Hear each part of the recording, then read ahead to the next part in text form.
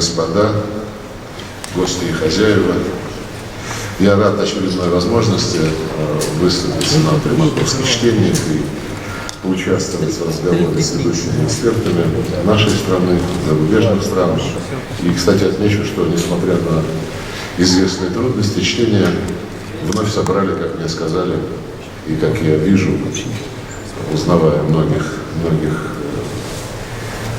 коллег, собрали многочисленных участников, в том числе и из-за рубежа. Ясно, что и в России, и в мире существует очень большой запрос на интеллектуальный разговор для поиска решений. Ну и поскольку интеллектуальный разговор в официальных политических кругах пока не просматривается, конечно, мы сильно рассчитываем на то, что интеллектуальные дискуссии могут с пользой для всех нас состояться в рамках экспертного сообщества. Не могу не сказать пару слов о том, что наши ежегодные встречи неразрывно связаны с именем Евгения Максимовича Примакова. В середине 90-х, когда никто и не помышлял о какой-то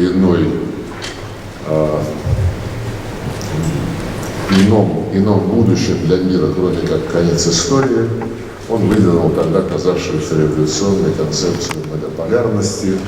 Причем, отмечу, сделал это не только в своих теоретических изысканиях и работах, но и тут же подкрепил теорию практикой, предложив сформировать тройку России, Индии и Китая, РИК, которая стала прообразом БРИКС, но РИК и по сей день здравствует. Это немногие знают. Она продолжает встречаться, эта тройка, на уровне министров иностранных дел. Буквально несколько месяцев назад мы провели такую встречу в режиме онлайн.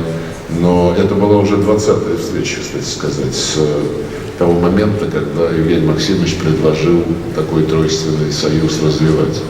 Но помимо министров иностранных дел встречаются министры энергетики, министры торговли, министры экономического развития, многие другие отраслевые члены соответствующих правительств. И формат этот, мы все мы знаем, он дал путевку в жизнь пятерки БРИКС, которые сейчас пользуются огромным вниманием, и выстраивается целая очередь из государств с претензией на полноправное членство. Если всех удовлетворить, эта пятерка превратится в 15-17 стран, как показал июньский саммит БРИКС, проводившийся в режиме ВКС нашими китайскими коллегами. Но в любом случае, то, что происходит сейчас в мире, и то, что составляет магистральную тенденцию развития миропорядка в сторону многополярности, это вот отражение тех мыслей, которые Евгений Максимович изложил достаточно давно и которые мы активно продвигаем в жизнь. И все происходящее подтверждает правоту его тогдашних суждений. Что касается современной ситуации в мире, то я уверен, что все вы знакомы с выступлением президента Путина на недавнем заседании Международного дискуссионного клуба «Валдай». От себя добавлю несколько оценок, может быть, конкретизирующих то, о чем российское руководство говорит в последнее время. Ясно, что основная причина продолжающейся разбалансировки международной системы заключается в нежелании западного меньшинства принять многополярные реалии, те самые, о которых мы только что говорили, и отказаться от своих гегемонистских устремлений. Видно, что расклад сил на глобальной арене продолжает меняться не в его пользу, и поэтому коллективный Запад во главе с Соединенными Штатами очень напористо пытается удержать свое доминирующее положение. Понятно, что за 5 веков к этому быстро привыкли, и трудно расстаться с этими привычками, но да, и поэтому, конечно же, многополярность утвердится не завтра, не послезавтра. Я уже имел возможность говорить, что установление многополярного мира в качестве общепризнанных основ дальнейшей работы международного сообщества — это длительная историческая эпоха. Я думаю, все понимают, с чем это связано, но борьба идет именно за то, чтобы ускорить эти процессы. Они объективные, они исторически обоснованы, они неизбежны, с одной стороны, и с другой стороны борьба идет за то, чтобы их максимально замедлить, максимально продлить свое привилегированное существование и как можно дольше, по выражению Путина, снимать ренту гегемона. В средствах для достижения своих целей Запад не стесняется, когда ему это выгодно, когда нужно дестабилизировать те или иные рынки или наоборот положить руку на природные богатства какой-то страны без зазрения совести. И в зоне жизненных интересов объявляются земли в сотнях, простите, в десятках тысяч миль от американских берегов, будь то Югославия, будь то Ирак, будь то Ливия, будь то Сирия, или будь то 20-летнее бездарное, совершенно бессмысленное сидение в Афганистане, закончившееся, сами знаете, как весьма-весьма плачевно для натовцев.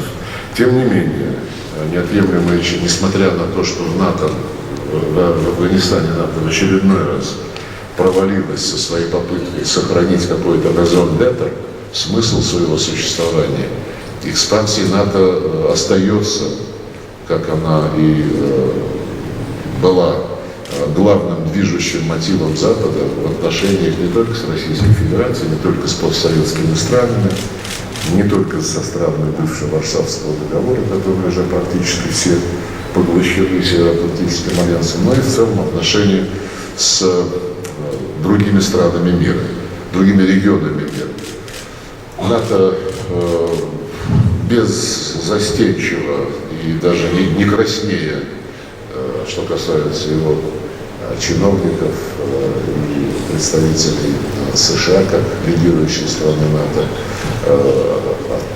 отказывались, как вы помните, признавать, что они обещали и Горбачеву, и Ельцину не расширяться на восток, хотя свидетельств того, что они врут, предостаточно, и уважаемые западные, американские, германские, британские политики той эпохи в своих мемуарах цитируют и сами себя, и своих коллег, подтверждая тем самым, что гарантии давались, да, устные, но клятвенные, железобетонные. И потом откровение типа, да, британский участник процесса написал в своих мемуарах, да, мы дали такие обещания, но тогда никто не думал о том, чтобы их выполнять. Надо было просто успокоить ситуацию и, откровенно, по крайней мере, по-честному, как Тони Блэр несколько лет спустя после агрессии против Ирака сказал, да, они нашли там оружие массового уничтожения, это была ошибка, с кем не бывает. Но таких, с кем не бывает, накапливается и продолжает накапливаться очень и очень много. И, конечно же, мы не забыли, что помимо устных обещаний не расширять НАТО на восток, были и письменные, причем не обещания, а обязательства, причем подписанные на высшем уровне, имея в виду саммит ОБСЕ в Стамбуле в 1999 году, где была зафиксирована тема неделимости безопасности. Причем это уже было сделано в развитии саммита в Париже 1990 года, тогда еще не организации, а совещаний по безопасности и сотрудничеству в Европе, где была провозглашена новая эпоха, заявлено о том, что подведена черта под разделением Европы, мы все теперь едины, ценности, и прочее, там от Атлантики до Урала и до Тихого океана впоследствии. А в Стамбуле неделимость безопасности была сформулирована как основополагающий принцип работы ОБСЕ, в соответствии с которым ни одна страна, ни одна организация не может укреплять свою безопасность на пространстве ОБСЕ за счет ущемления безопасности других. И там содержится еще очень важное добавление. которая гласит, что ни одна организация не имеет права претендовать на доминирующую роль в сфере безопасности на пространстве ОБСЕ. Все это дословно было подтверждено в 2010 году на саммите ОБСЕ в столице Казахстана Астане. И, в общем-то, это пока остается неопровергнутым. Но когда мы, начиная вот с периода после Стамбульского саммита, стали говорить: ребят, ну не работают вот эти вот обязательства, что же нам делать? Потому что вы продолжаете НАТО расширять. А они говорят: ну как не работают? Все, что мы делаем, не ущемляет вашу безопасность. Говорим: ну позвольте нам самим решать, что для нас означает безопасность, спокойствие, уверенность в том, как мы сосуществуем с соседями и вообще как мы себя ощущаем в этом мире. Дайте каждой стране возможность решать за нее самостоятельно. Ну, никакого результата это не принесло. Кстати, совсем недавно вот господин Кирби, который занимает такую очень высокую должность какого-то координатора по стратегическим коммуникациям, тоже сказал: мы не видим никаких угроз для безопасности России. Но, конечно, проще разглядеть угрозу для безопасности США через океан Атлантический в Ираке или в Ливии, нежели поверить, что у России тоже есть возможности интеллектуальные оценивать то, что происходит, и то, что будет для нее полезным, а что будет для нее угрожающим. Вот, поэтому, когда, наконец, мы сказали: давайте, дорогие друзья, вот эти вот, раз вы политические обязательства трактуете так легковесно и не видите в них необходимости для себя какие-то действия практически предпринимать, ну хорошо, вы же подписались под этими принципами, давайте теперь на уровне президентов и премьеров, давайте теперь эти принципы кодифицируем и сделаем их юридически обязывающими, не только политически, но и юридически обязывающими. Еще с 2008 года мы предложили несколько раз принять в 2008 договор о европейской безопасности. Мы были не очень культурно, в общем-то, отвергнуты, так скажем.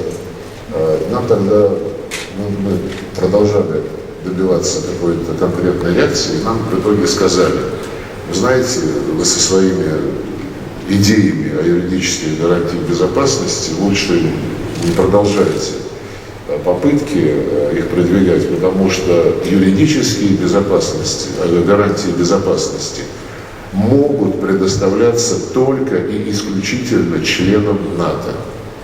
Это было сказано где-то в середине десятых годов, уже после Астанинского саммита. И наш договор, проект договора о европейской безопасности был отброшен Западом. Ну и потом была не одна попытка, в том числе в декабре прошлого года, как вы знаете, два документа мы предложили. Один российско-американский договор, второй соглашение между Россией и НАТО, где ни больше, ни меньше мы просто предложили подтвердить уже в кодифицированном правовом смысле то, о чем провозглашалось в 90-х годах, на саммитах в Стамбуле, в Астане, в Париже и так далее. Нас не слушали и говорили, что для Запада, это Столтенберг сказал, единственное вот из этой формулы неделимости безопасности, единственное, что НАТО поддерживает, это право каждой страны выбирать свои союзы. А неотъемлемая часть этой формулы, гласящая: но делать это нельзя, ущемляя безопасность любой другой страны, игнорируется, равно как и третий компонент этой формулы, гласящий, что ни одна организация не имеет права доминировать на этом пространстве. А эта организация, как вы понимаете, называющаяся Североатлантический альянс, она уже далеко не только предъявляет свои претензии на доминирование в Европе. Вот Мадридский саммит в июне нынешнего года провозгласил новые концептуальные подходы.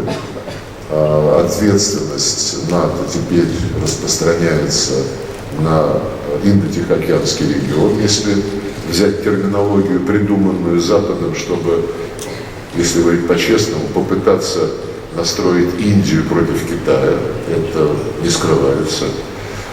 И даже уже появилась концепция неделимости безопасности, но совсем в другом смысле, нежели решение ОБСЕ. Теперь говорят, что безопасность Евроатлантики и Индо-Тихоокеанского региона неделима. И тем самым обосновывают, Япония, кстати сказать, активнейшим образом эту концепцию поддерживает, и тем самым оправдывается, обосновывается внедрение НАТО и насаждение НАТО-центричных структур в Индо-Тихоокеанском регионе по западной терминологии, а говоря по-человечески, в Азиатско-Тихоокеанском регионе. И если раньше натовцы говорили, что они оборонительный альянс, и было понятно, что они обороняются от Советского Союза, от Варшавского договора, то с момента исчезновения и Варшавского договора и СССР НАТО продолжало упорно утверждать, что они по-прежнему оборонительная структура, но линию обороны сдвигали 5 раз на восток. И от кого они оборонялись, ответ было получить трудно. Сейчас, а когда, а это будет быстро, реализуется вот это проникновение НАТО в Азиатский Тихоокеанский регион, я думаю, что они опять будут подчеркивать, что линия обороны сохраняется, НАТО-альянс оборонительный, просто теперь линия обороны будет в Южно-Китайском море. Ну и вот эти вот НАТО-центричные, НАТО-подобные военные блоки, АУКУС, которые пытаются расширить за счет Японии, Кореи Южной, Новой Зеландии, создаются некие партнерства по осведомленности в сфере морской безопасности. Очевидный замах на то, чтобы оттолкнуть АСЕАН и не поощрять дальнейший диалог между АСЕАН и Китайской Народной Республикой по вопросам Южно-Китайского моря и забрать это под себя, решать это уже без Китая. Затягивают в такие структуры членов АСЕАН, которые к этому расположены, а там есть нюансы в подходах. И где-то половина членов АСЕАН Западом рассматривается как вполне перспективная группа стран для того, чтобы ее оторвать от десятки, тем самым нарушить единство самой АСЕАН и подорвать те структуры, которые вокруг АСЕАН кропотливо, десятилетиями на основе консенсуса и общего согласия создавались в этом регионе. Имею в виду и форум АСЕАН по вопросам безопасности, и совещание министров обороны АСЕАН с их диалоговыми партнерами, имею в виду, конечно же, восточноазиатские саммиты, которые на высшем уровне собирают раз в год руководителей десятки и 8 стран, которые являются диалоговыми партнерами АСЕАН. Ну и говоря о том, какие же все-таки цели преследует НАТО, Запад в современной ситуации, я думаю, что в отношении Российской Федерации это заветы Збигнева Бжезинского, а Россия с Украиной это империя, как он говорил, Россия без Украины региональная держава. И началось все совсем не в этом году и даже не в 2014 году. 2004 год, выборы, выигрывает президент, кандидат в президенты, который Западу кажется пророссийским, а прозападный кандидат проигрывает, в том числе после второго тура. Что делает Запад? Премьер-министр и президент европейских стран, включая Польшу, Германию, Францию, направляются в Киев и по итогам переговоров заставляют киевские власти дать еще один шанс оппозиции провести 3-й тур выборов. Решение принимает Конституционный суд, хотя по Конституции нельзя проводить 3-й тур выборов, и надо признать результаты второго, тем более там были международные наблюдатели. Вот тогда все и началось. Это первый Майдан, нарушение Конституции Украины, Ну и дальше 2008 год, Бухарестский саммит, Украина и Россия будут в НАТО. Зачем это нужно было делать? И тогда вот были уже заложены, посеяны зерна превращения Украины в плацдарм по сдерживанию России, в плацдарм по созданию военных угроз Российской Федерации. Мы теперь можем об этом говорить с абсолютной уверенностью. Факты обнаружены, их предостаточно. Ну, в 2008 году сначала просто Саакашвили потерял голову от такого подарка со стороны НАТО, что Грузии будет в Североатлантическом альянсе, и решил сразу же забрать силой территории, которые были предметом миротворческой деятельности ОБСЕ и ООН, Южной Осетии и Абхазии. Что из этого получилось, вы знаете.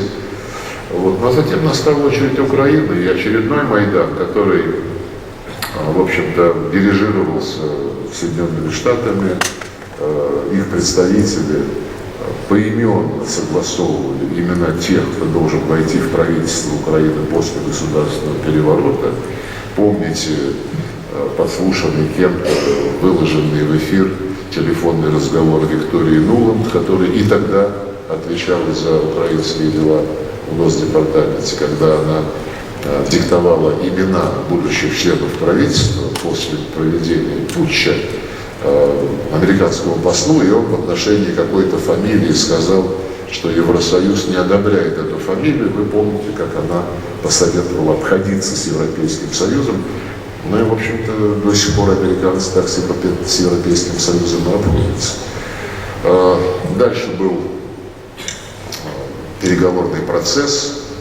Европейцы в лице Франции, Германии, Польши гарантировали соглашение между Януковичем, тогдашним президентом, и оппозицией. Среди оппозиции были яркие личности, включая главу партии «Свобода» господина Тягнебока, который к тому времени уже был славен тем, что публично на митингах призывал убивать москалей, жидов и поляков, но тем не менее он был признан за рукопожатного переговорщика. Соглашение было одобрено, гарантировано европейскими странами, и на утро его разорвали. Никаких попыток воззвать к совести оппозиционеров или просто прагматично им объяснить, что они будут у власти через несколько месяцев, потому что соглашение предусматривало досрочные выборы, которые правительство Януковича точно совершенно не выиграло, никаких попыток предпринято не было.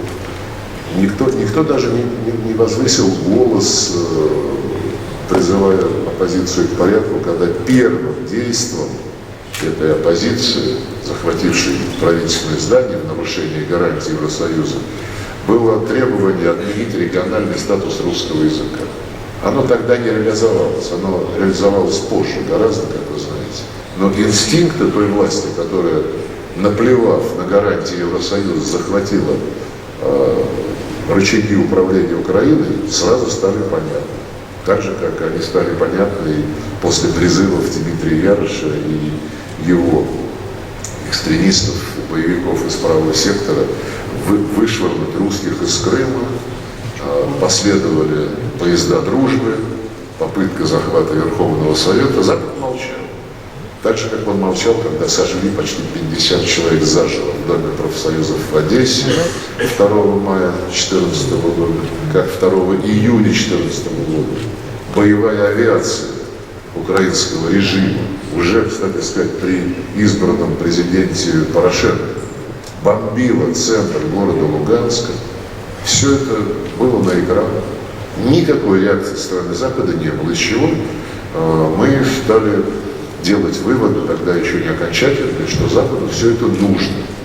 И что Запад заключает некий общественный договор с украинскими нацистами, который заключается в том, что Украина будет гробить все русское, начиная от языка, культуры, образования, средств массовой информации, истории, отношений с Россией, с другими частями русского мира.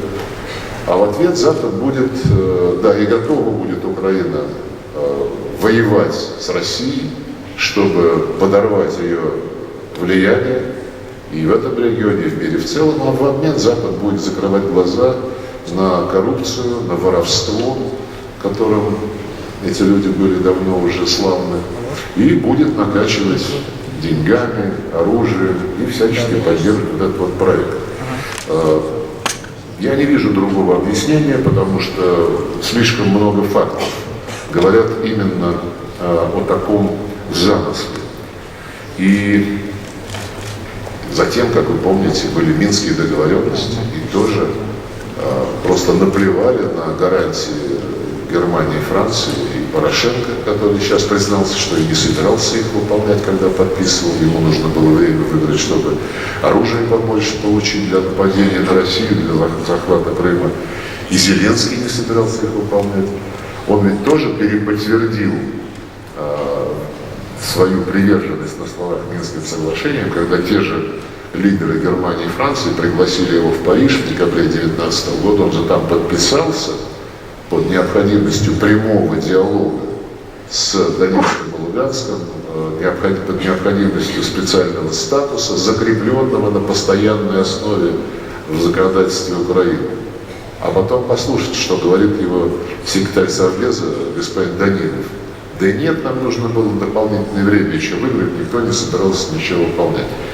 Еще раз плюнули в Германию и Францию во все их гарантии.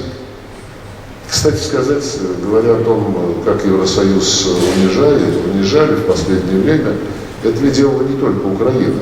Ну, естественно, не самостоятельно. Американцы активно поддерживали такую наглость киевского режима, но и менее значимые игроки, вот косовские албанцы. Господин Курти сказал, что ему вообще не интересно сейчас разговаривать с Белградом.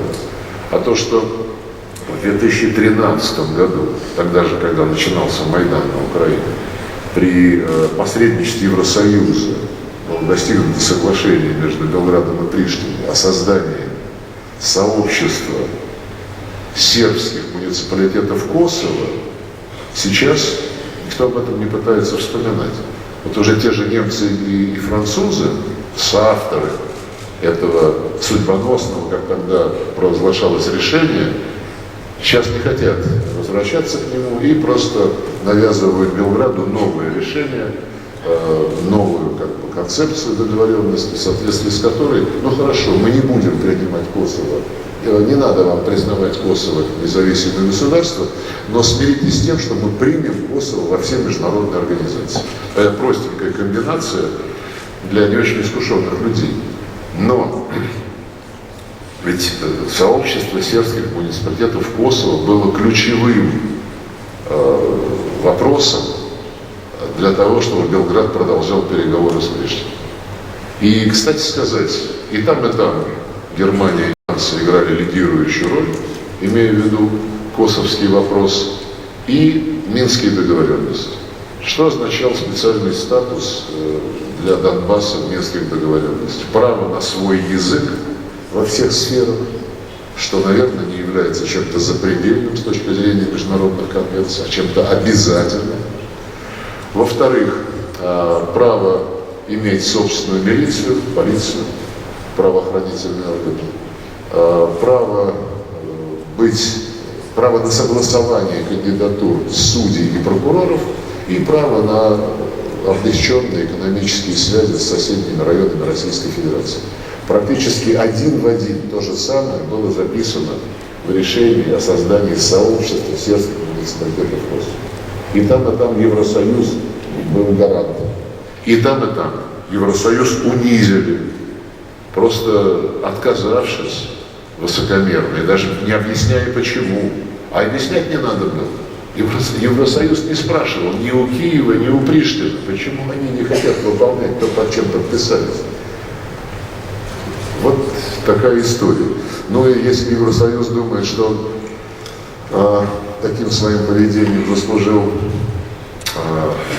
благорасположение Соединенных Штатов, которые за последние 1,5 года просто выстроили весь Запад, в линеечку, и там никакого шага вправо, никакого шага влево не допускается. Но, в общем, этих попыток даже не предпринимается. Робкие голоса о необходимости стратегической автономии Евросоюза уже потонули. Попытки, так сказать, бравурные делать заявления, как господин Боррель, кстати, проявляя совершенно неприемлемую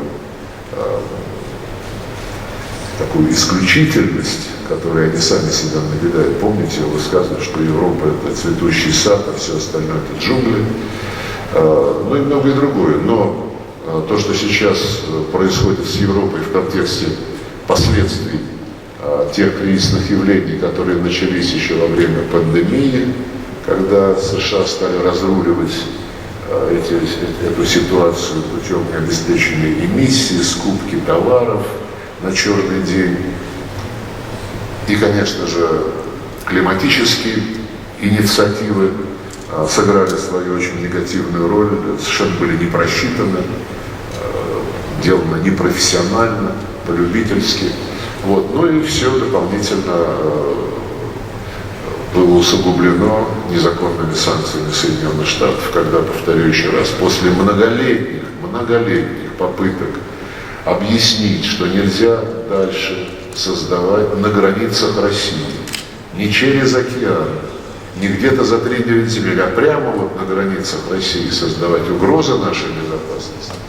После многочисленных попыток выполнить политические обязательства, принятые на высшем уровне в ОБСЕ, многочисленных попыток кодифицировать эти обязательства, мы наталкивались на высокомерные «нет», параллельно продолжалось накачивание Украины оружием, планировалось создание натовских военных баз, в том числе на Азовском море. Кто географию знает, представляет себе, что это такое для нас. И, собственно говоря, да, конечно, огромная проблема создавалась через формирование военных биологических лабораторий под эгидой Пентагона, их десятки на Украине. И сейчас американцы как извиваются, как ужи на сковородке, как у нас принято, ведь не хотят никоим образом даже обсуждать эту тему. Хотя, когда наши вооруженные силы впервые захватили соответствующие документы на Украине, попомните, как Виктория Нуланд, наслушанный в Сенате, говорила, что нужно сделать все, чтобы в руки русских не попали материалы из этих лабораторий. Достаточно такая явка с повинной, говорящая о том, что здесь есть чем заняться, но ни в Совете Безопасности, ни на встрече стран-участников Конвенции по биологическому оружию этого не происходит. Говоря о конвенциях, конечно же, вы наверняка отмечаете тенденцию, которую мы называем приватизацией секретариатов международных организаций. Это наблюдается с особенной яркостью в Организации по запрещению химического оружия, где полностью подчинили секретариат нуждам Запада, где в нарушение Конвенции о химическом оружии, будьте здоровы,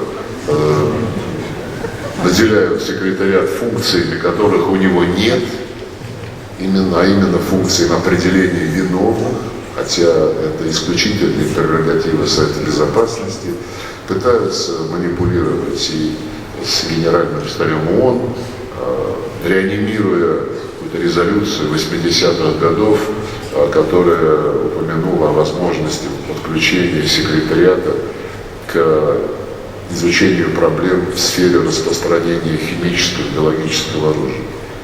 40 лет не вспоминали, сейчас вспомнили ровно в тот момент, когда мы настаиваем на том, чтобы в рамках конвенции, не в секретариате, а в рамках участников конвенции создать механизм транспарентности и отчетности о том, какую деятельность каждая из стран-участниц Конвенции по биологическому оружию проводит за пределами своих границ. Не хотят. Ну и, конечно, вот подавление конкурентов наблюдается везде. Это не только в отношении Российской Федерации, которую ни в этом году, ни вчера начали убирать с энергетических рынков. Вспомните, когда был принят третий энергетический пакет Евросоюза, который был специально заточен на то, чтобы ограничить развитие Северного потока, еще первого Северного потока, 2009 год. Потом с 2012 по 2016 год запретили немцам использовать нефтепровод, продолжающий Северный поток, упал больше, чем на 50%. Полная глупость, потому что неоткуда больше было брать газ, кроме как из нашей трубы, а сослались на требование, что нельзя быть, для борьбы с монополиями, нельзя позволять никому использовать трубопроводный транспорт более чем на 50%. Но мы про это с 2009 года. Идет дискриминация, потом в 2019 году приняты поправки к третьему энергопакету, которые задним числом, беспрецедентно, задним числом, вопреки официальному мнению юристов Евросоюза, распространили дискриминационные нормы на Северный поток-2. Ну, про взрывы я даже говорить не буду, о том, кому это выгодно, можно рассуждать бесконечно, но, по-моему, любой маломальски соображающий человек прекрасно понимает, о чем идет речь. И то, что ни шведы, ни немцы, ни датчане, хотя и говорят о том, что они разрешили компании Nord Stream 2 посмотреть, что же там произошло, но отказались категорически от предложения нашего правительства провести совместное расследование. Хотя трубы-то наши, а нас не пустили. Также, кстати сказать, как не пустили Малайзию к расследованию катастрофы в июле 2014 года, когда был сбит, потерпел крушение малайзийский Боинг. Тогда Австралия, Голландия, Бельгия и Украина вчетвером создали следственную группу, а Малайзию не позвали. Ее позвали только через 5 месяцев, и то не в качестве полноправного участника расследования, а как бы так на приставном стуле. И мы до сих пор пытаемся добиться правды. В том числе и правда относительно того, почему данные с американских спутников, которые были приняты голландским судом как одно из доказательств версии, которую этот суд отстаивал, почему эти данные засекречены. Суд вынес потрясающее решение. Нам дали справку про эти данные, нам этого достаточно.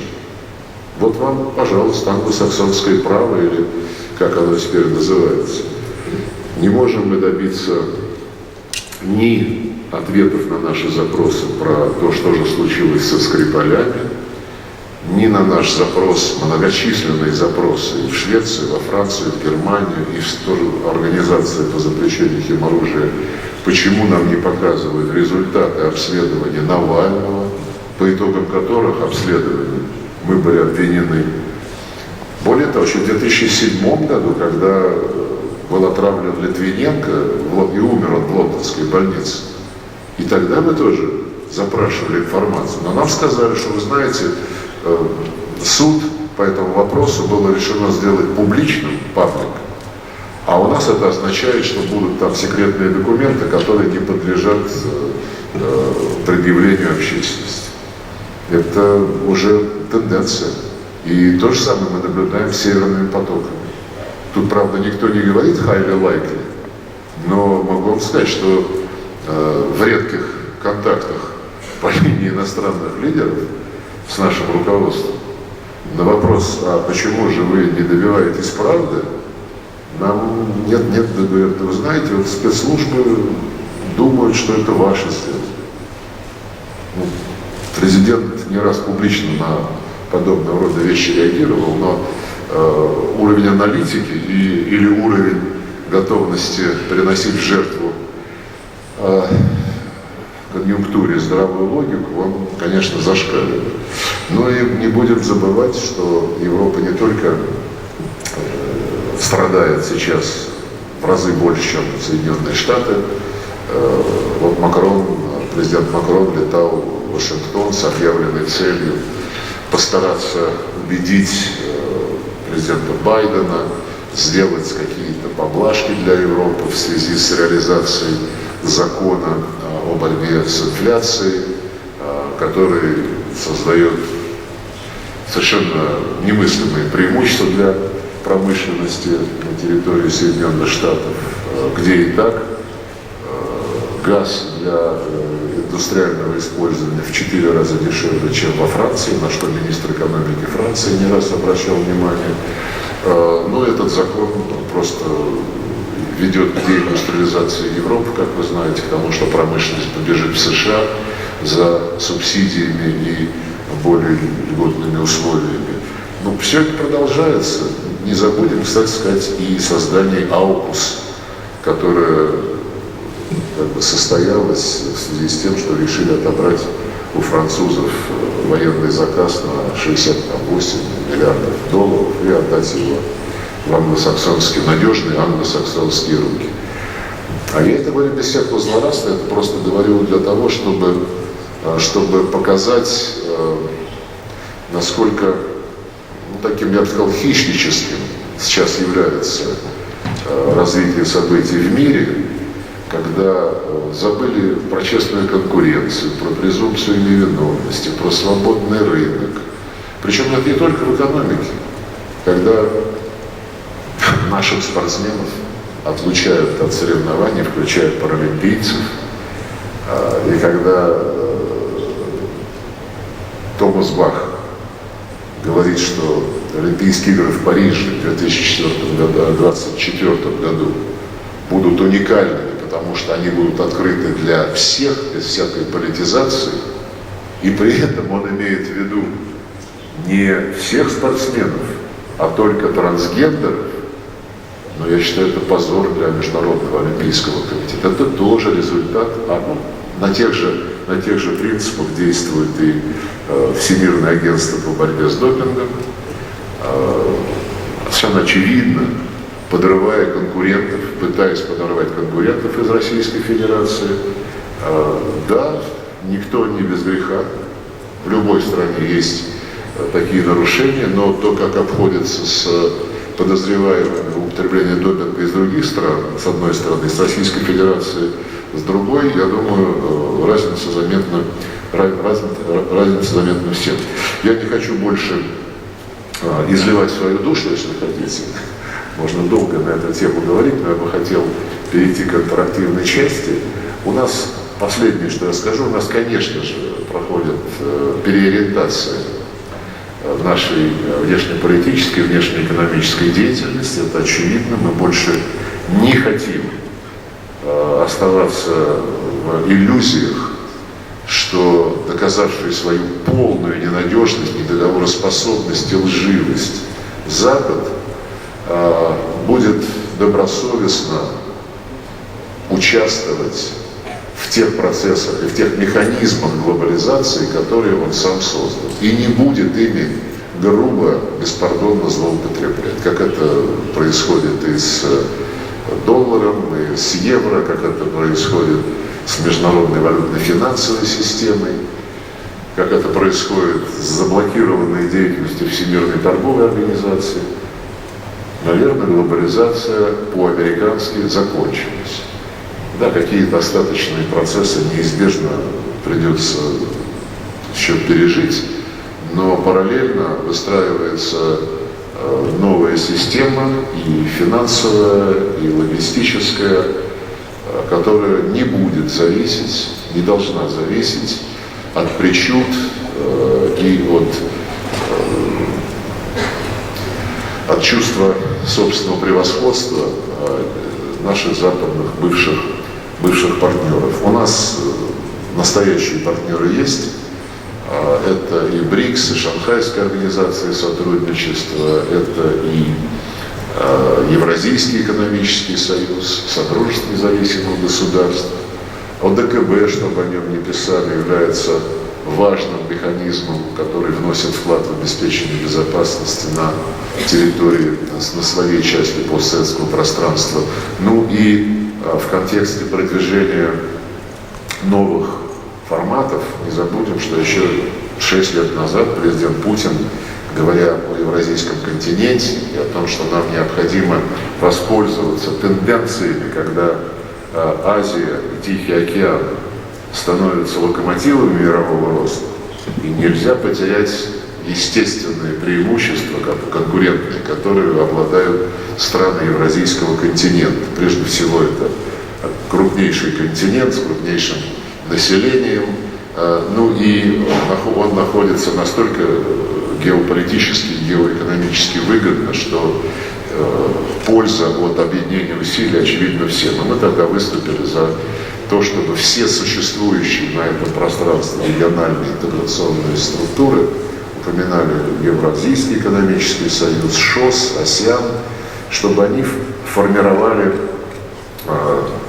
такую сетевую структуру сотрудничества взаимовыгодного через продвижение общих подходов, не через навязывание каких-то искусственных схем, как это было вот с индотихоокеанскими концепциями и так далее.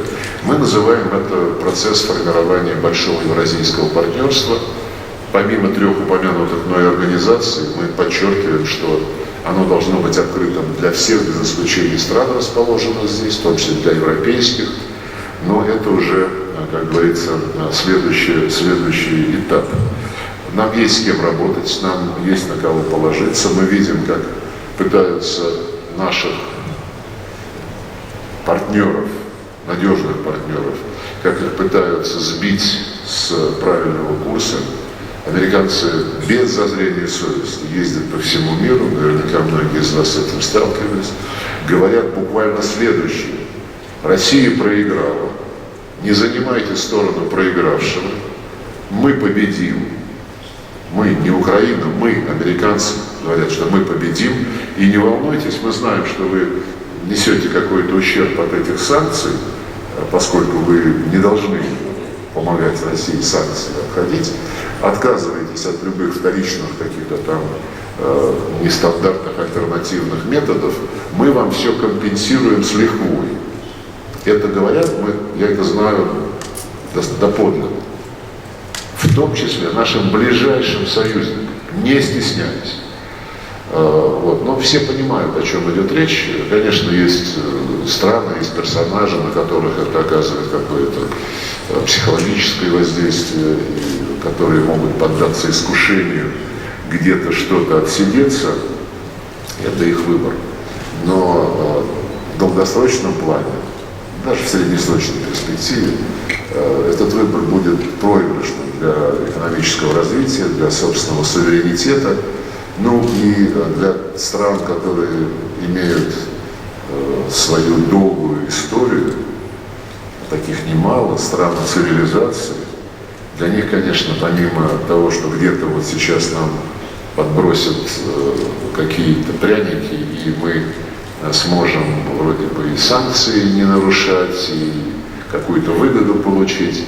Помимо этих соображений, сугубо заземленных, циничных даже в какой-то степени, у целого ряда стран есть чувство собственного достоинства.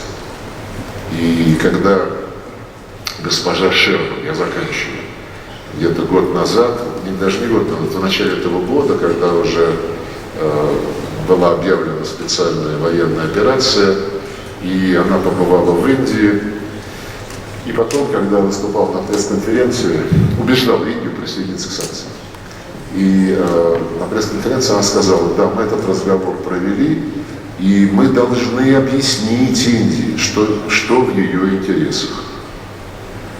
Вот так вот относятся к своим партнерам из числа великих держав. Что же говорить о странах, которые будут поменьше.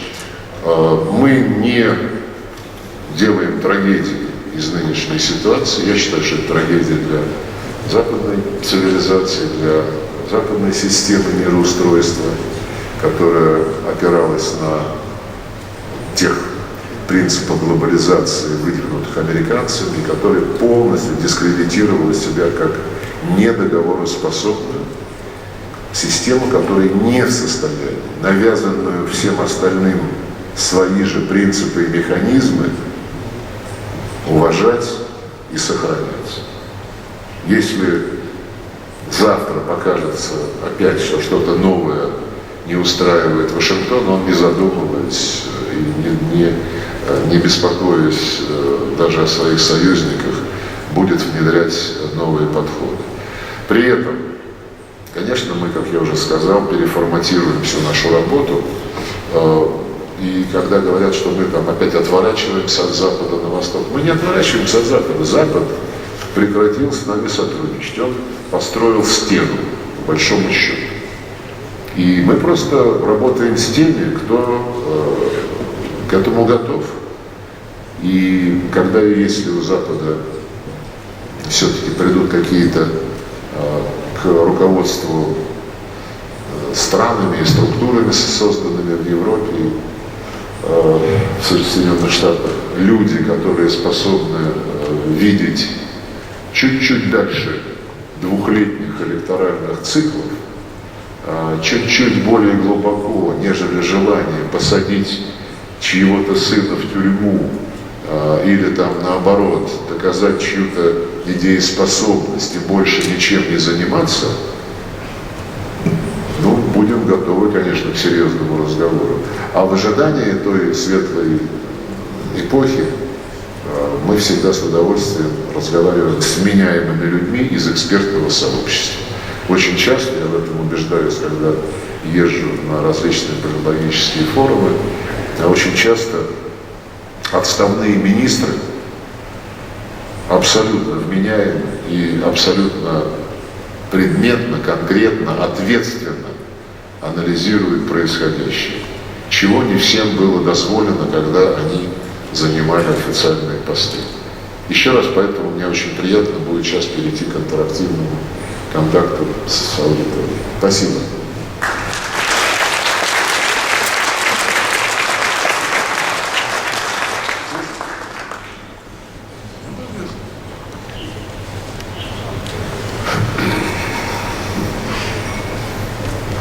Сергеевич, большое спасибо за ваш откровенный, аргументированный, честный анализ текущей ситуации в мироустройстве. И спасибо за то, что вы, очевидно, поддерживаете эту тему приморских чтений, которую мы выбрали для нашего 8-го форума.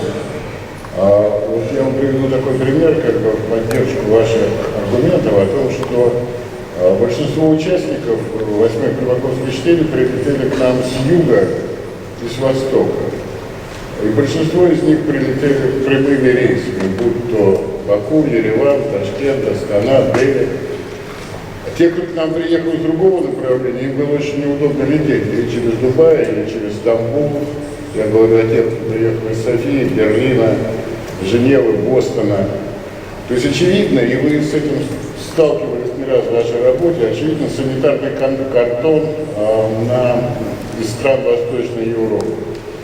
Вы об этом частично сказали, но мне кажется, что надо нам как-то пожестче переоценить наши внешнеполитические активы. Где у нас профильные активы, а где не профильные. И как-то принимать соответствующие решения. Согласны ли вы с этим? Да, я читал, Сан Саныч, я читал ваше интервью, позавчера, по-моему, в том числе и на эту тему. Конечно, когда нам просто закрывают контакты, и в жизни мы не будем бегать и умолять, чтобы они передумали. И когда наши дипломаты просто подвергаются, по большому счету, террористическим актам, такое тоже бывало, как вы знаете, мы тоже это не оставляем без реакции. И все это является предметом нашего анализа и подготовки конкретных предложений. В сфере, вот в той сфере, которая видна и которая на поверхности, когда мы говорим о профильных, непрофильных активах, очень тяжело за одну ночь избавиться от непрофильных. Это все-таки физическое присутствие во многих странах мира, когда мы о Западе говорим. Это огромное количество недвижимости, особенно в странах Европы, Восточной Европы, еще с советских времен все это сложилось. Это целый набор юридических процессов, которые сейчас невозможно прервать. Но и так, по крайней мере, пока мы зависим еще от тех контрактов, которые были заключены на основе западного права, то ли англосаксонского, то ли континентального, но это факт. И все это в одночасье, конечно, сделать невозможно. Что мы делаем? Мы переводим людей с западных направлений на восточные направления, на азиатское. Конечно, СНГ имеет приоритет, африканское, латиноамериканское. Ну и функциональные департаменты, такие как Департамент информации и печати, Департамент азиатского и тихоокеанского сотрудничества, да и Департамент ООН мы тоже укрепляем, потому что в ООН, вы видите, сейчас почти повседневно разворачиваются битвы.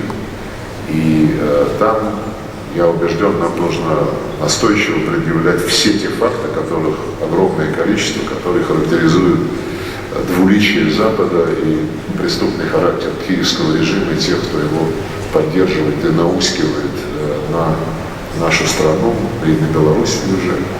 Вот, поэтому перепрофилирование интеллектуальное, оно уже идет. У нас запланировано, я думаю, на следующий месяц специальные коллегии на эту тему, куда мы пригласим также наши подведомственные учебные заведения, МГИМО, дипломатическую академию, пригласим туда же и неправительственные структуры, учредителем которых выступает Министерство иностранных дел, имею в виду в том числе и Российский совет по международным делам, имею в виду и фонд Горчакова, фонд поддержки соотечественников.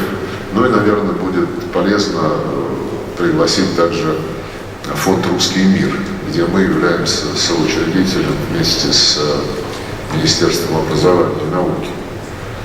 Это будет уже оформление, концептуальное, документальное оформление перепрофилирования в геополитическом и геоэкономическом смысле. Кстати, до конца декабря мы, еще перед тем обсуждением, о котором я сказал, мы проведем совместное заседание коллегии МИДа и Министерства экономического развития. Ровно по вопросам, которые касаются перепрофилирования наших внешнеэкономических дел под углом зрения координации посольств, торгпредств, представительств Российского экспортного центра в соответствующих странах, представительств различных наших крупных государственных компаний. Здесь координация никогда не уходила на второй план, но сейчас ее значение возрастает многократно. Ну а что касается, да, и, конечно же, физическое перемещение штатов западного направления на восточные и на те, которых я упомянул, функциональные направления. Здесь нам в известной степени, так сказать, помогло в кавычках то, что Запад в припадке злобы, другому не могу сказать, объявил персонами нон-грата несколько десятков, даже больше сотен наших сотрудников. Понятно, что они в большинстве, в подавляющем большинстве очень опытные, грамотные, способные дипломаты, и их опыт и знания будут применены, и уже практически 95% из тех, кто уехал, мы устроили на новые места работы, прежде всего на новые, в смысле не только из-за границы в Москву, но и на новые по круговедению, по, так сказать, компетенциям. Но процесс, повторю, он по понятным причинам достаточно затяжной.